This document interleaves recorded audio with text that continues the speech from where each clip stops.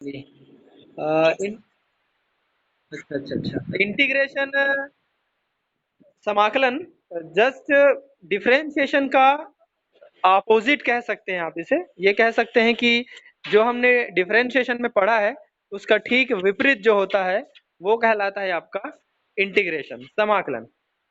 समाकलन के लिए इंडिकेट करने वाला जो लाइन होता है वो थोड़ा अलग ही प्रकार का होता है। ये कैलकुलस के अंतर्गत पढ़ा जाने वाला टॉपिक है। कैलकुलस जो है वो मैथमेटिक्स का इम्पोर्टेंट टर्म है जिसके अंतर्गत फंक्शंस के बारे में पढ़ा जाता है कि फंक्शंस के कौन कौन से जो वेरिएबल्स हैं वो कंटिन्यूअसली चेंज होते हैं। उसमें दो प्रकार के कैलकुलस पढ़ते हैं, एक डिफरेंशिएशन पढ़ते हैं जो हम पढ़ चुके हैं और दूसरा होता है इंटीग्रेशन। इंटीग्रेशन को इंडिकेट करने के लिए जो इंडिकेशन है वो सर्पिलाकार होता है। आपने शायद देखा होगा सर्पिलाकार इंडक्शन, इस प्रकार का कोई डिजाइन रहता है।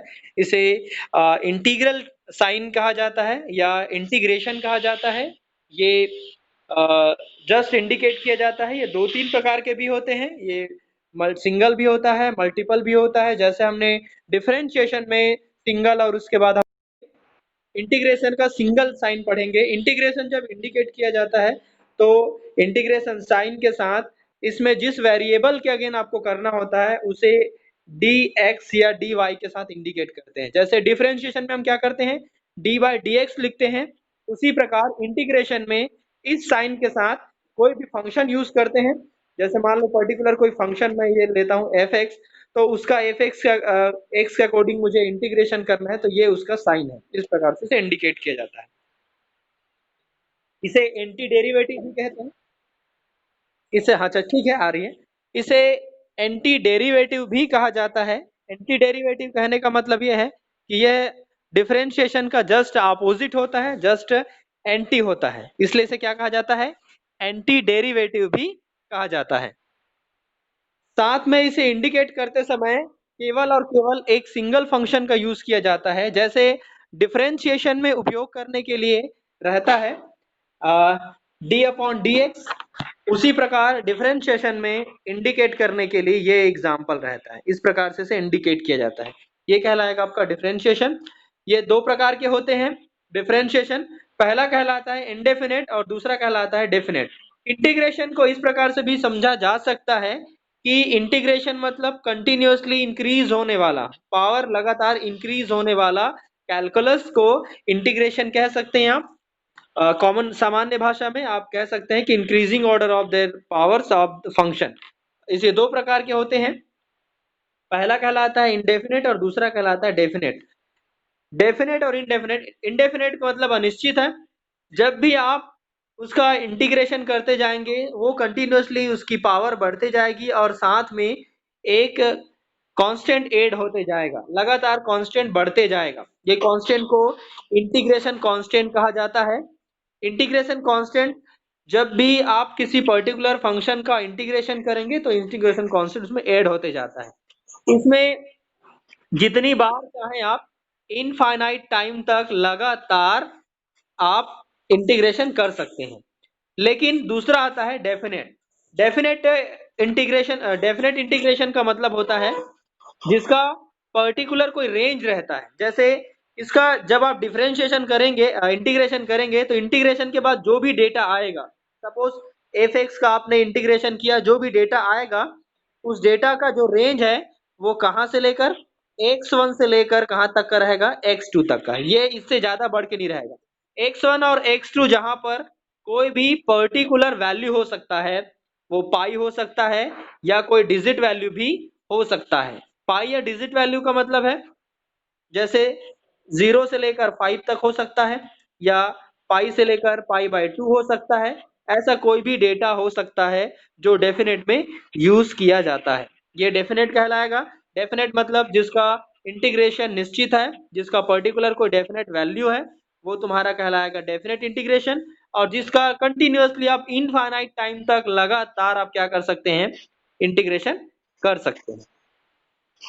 कोई बच्चा अपने आप को अनम्यूट किया हुआ है, वो कर ले अपने आप को देख के। अगला आता है इसका यूज कहाँ कहाँ पे किया जाता है। हालांकि हम इसके आगे इसको आगे पढ़ेंगे इसके यूज के बारे में।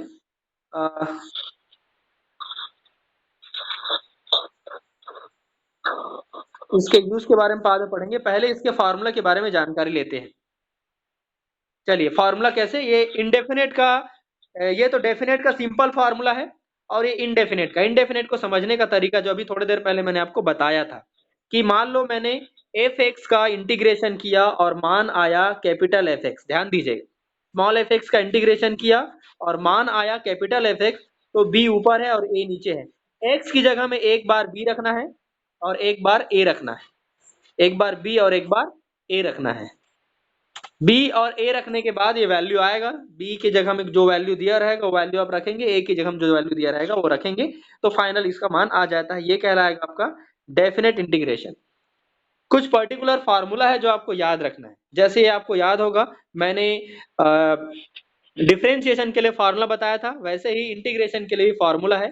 जैसे आपको याद रखना पड़ेगा कि x की पावर n है, ध्यान दीजिएगा x की पावर n का जो इंटीग्रेशन होता है, याद रखना n का मान -1 नहीं होना चाहिए, ये स्पेसिफिक केस है। क्या नहीं होना चाहिए?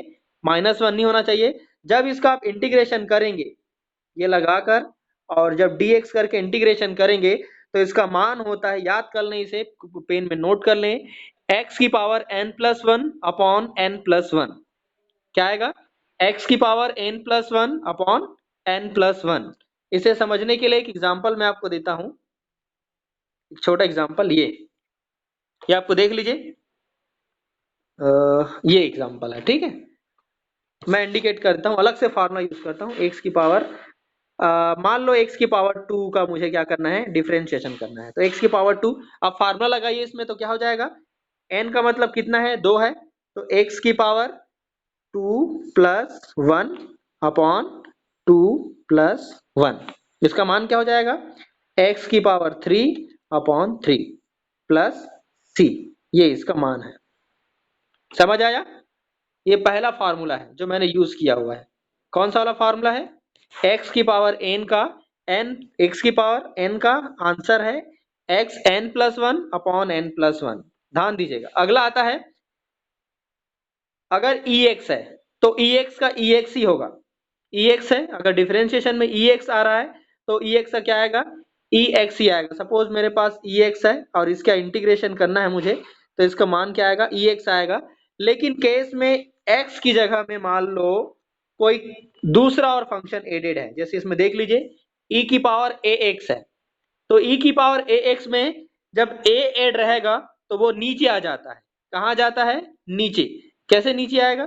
सपोज मान लीजिए e की पावर 2x है, तो 2x में e की पावर 2x तो आएगा ही आएगा, साथ में नीचे में 2 आ जाएगा। ये जो 2 वाला है वो कहाँ जाता है, नीचे आ जाता है। ये इंटीग्रेशन का दूसरा इंपॉर्टेंट फार्मूला। तीसरा, आपको याद होगा log x का हमने अवकलन किया था, तो उसका अवकलन होता है 1/x। ये ठीक उल्टा हो जाता है, इसमें log x का डायरेक्ट इंटीग्रेशन नहीं होता, ये नोट कर लें आप कहीं पे कि log x का डायरेक्ट इंटीग्रेशन नहीं होता, फार्मूले के अंतर्गत होगा। तो 1/x का डायरेक्ट इंटीग्रेशन होता है log x।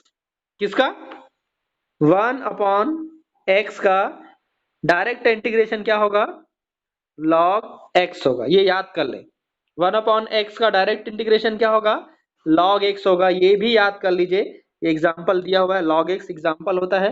और बाकी सब नॉर्मल फार्मूले हैं, फार्मूले नॉर्मल है, इसका मतलब ये है कि अगर दो फलनों के बीच में प्लस का चिन्ह है तो चिन्ह के साथ अलग अलग क्या करेगा, समाकलन करेगा। इससे पहले हमने अवकलन में पढ़ चुके हैं इसको। साथ में इसमें फार्मूला है, अगर साइन है तो साइन का होता है कॉस, कॉस है तो उसका होता है साइन, इसमें अपोजिट है। कॉस का जैसे आपने अवकलन पढ़ा होगा तो साइन का कॉस होता है, समाकलन में साइन का माइनस कॉस होता है। ये आपको याद रखना है, क्या होता है, माइनस कॉस, और कॉस का प्लस साइन एक्स, क्योंकि ये जस्ट क्या है, अपोजिट है। किसके अपोजिट है? अवकलन का जस्ट अपोजिट है। बाकी जो टिपिकल फार्मूला आपको ये नजर आ रहा है, ये सब मैथ्स वालों के लिए है, अभी हम केमिस्ट्री वालों के लिए ज्यादा ये इंपॉर्टेंट नहीं है, तो ये आप अगर फिलहाल नहीं भी देखेंगे तो आपके लिए ये काम का नहीं है, चल जाएगा, ठीक है। अब एक क्वेश्चन दिया हुआ है, ये क्वेश्चन आप देख लीजिए। क्वेश्चन है y इक्वल टू 12 e की पावर 4x, देख लीजिए। तो मुझे इसका अवकलन करना है, समाकलन करना है। समाकलन करने के लिए लिखोगे integration with the respect of x, मुझे एक्स के सापेक्ष क्या करना है, समाकलन। तो ये चिन्ह लगाएंगे और चिन्ह लगाकर dx के साथ ये चिन्ह लगाएंगे और चिन्ह लगाकर dx के साथ क्या करेंगे, समाकलन। 12 क्योंकि कांस्टेंट है ये वैसे ही बाहर आएगा जैसे इससे पहले आता था। e की पावर केवल x होता तो अपॉन नीचे 4 लाने की जरूरत नहीं थी, लेकिन मैंने आपको बताया है कि यदि e की पावर में x के साथ कोई है तो कहाँ जाएगा, नीचे। साथ में एक नया पॉइंट आएगा c, c means integration constant, ये हमेशा ऐड होते जाता है, ये याद रखेंगे। अब इसमें 4 को क्रॉस करेंगे तो कितना टाइम्स में जाएगा, 3 टाइम्स, तो 3e x की पावर क्या आ जाएगा, 4 आ जाएगा, प्लस c आएगा, जहां पर c क्या है आपका, इंटीग्रेशन कांस्टेंट है। एक कॉमन एग्जांपल जो आपके सामने एग्जांपल दिया हुआ है, ये तो अभी आपके काम का नहीं है, ये एक दूसरा एग्जांपल आपको दिख रहा है। इस एग्जांपल में मैंने इसे प्लस साइन के साथ इंडिकेट किया है। दो फंक्शन है मेरे पास, 6x² और है 3/x। तो मुझे 6x का अलग समाकलन करना है और 1/x का अलग करना है, 3/x का। तो 6x को x में 6 बाहर आ जाएगा और x² का समाकलन क्या होगा, आपको पता होगा। x² का समाकलन मतलब 2 + 1/2 + 1, मतलब x की पावर 3/3 कितना आएगा, x की पावर 3/3, ये आ गया आपका x की पावर 3/3, साथ में प्लस चिन्ह। और मैंने बताया था 3 कांस्टेंट है तो 3 बाहर आ गया ये। और 1/x का समाकलन क्या होता है, log x, और एक नया साइन क्या आया आपके सामने, c आया। आपको पता होगा c मतलब क्या है, समाकलन नितांक है। तो आपके लिए ये क्रॉस हो जाएगा, 3 और 3 दूने 6, 2x³ और 3 log x प्लस क्या आ जाएगा, c आ जाएगा। ये है बहुपदी फलनों का समाकलन, जिसमें दो पद है एक साथ दो डबल यूज किए गए हैं। ठीक है, ये समाकलन का दूसरा एग्जाम्पल है। अब कुछ डेफिनेट का एग्जाम्पल देखते हैं, कुछ ऐसे एग्जाम्पल देखते हैं जिसमें डेटा दिया होता है। जैसे मान लीजिए मुझे साइन x का समाकलन करना है। साइन x का समाकलन करने के लिए याद होगा, साइन x के नीचे ये डेफिनेट है इसलिए इसमें मान दिया हुआ है 0 और पाई। सपोज आप 0 और पाई नहीं दिया है तो इसका डायरेक्ट आंसर क्या होता, -cos x होता। क्या होता डायरेक्ट आंसर इसका, -cos x। लेकिन चूंकि इसमें 0 और पाई दिया है तो -cos के साथ में नीचे में 0 आएगा और ऊपर में पाई आएगा। मतलब x की जगह एक बार आपको पाई रखना है, एक बार आपको पाई रखना है और एक बार 0 रखना है। तो cos पाई मतलब cos 180 का मान होता है -1 और cos 0 का मान होता है -1। दोनों का मान -1 -1, ये दोनों प्लस हो गए। ये सामने वाला मान भी क्या आप गैप हो गया, प्लस हो गया। cos 0 का मान 1 होता है, सॉरी, cos 0 का मान आपका 1 हुआ, 1 माइनस माइनस प्लस हो गया, इधर भी माइनस माइनस प्लस हो जाएगा, तो ये मान आपका कितना आया, 2 आया। ये डेफिनेट का एग्जाम्पल है। डेफिनेट प्रकार के एग्जाम्पल को इस तरीके से इंडिकेट करते हैं। ठीक है, तो मैंने डेफिनेट और इनडेफिनेट के दो दो एग्जाम्पल आपको दे दिए हैं। एक और केस है, आप देख सकते हैं, इसमें एक साथ यूज किया गया। हालांकि ये अभी थोड़ा टिपिकल है, इसे अभी आप नहीं देखेंगे। आपके लिए एक क्वेश्चन है, आप सभी एक क्वेश्चन नोट करें। सभी लोग सुन रहे हैं मेरी बात, हाँ। चलिए क्वेश्चन नोट करें और उसका तुरंत तुरंत इंस्टेंट 1 मिनट में मेरा समाकलन करके दें। x की पावर 5 का समाकलन करें।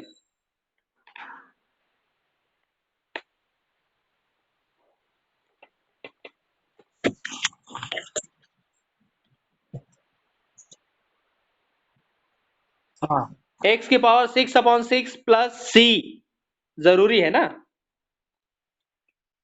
क्या बताएंगे, x की power 6/6 plus c, which is the c is equal to, वो क्या है c का मतलब, हाँ, इंटीग्रेशन कांस्टेंट है। ठीक है, ये याद रखें हमेशा। चलिए एक और करके दिखाइए तो मुझे जल्दी, तुरंत तुरंत। x की पावर 1/2,